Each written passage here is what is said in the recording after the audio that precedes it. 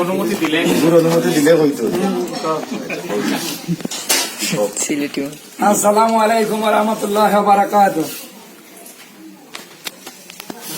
ভারতে 70টা চ্যানেল দেশে কতগুলো স্টার জলসা যে বেলাস যে বাংলা আর কত কিছু সারাদিন দেশের মেয়েরা সিরিয়াল খোলেন।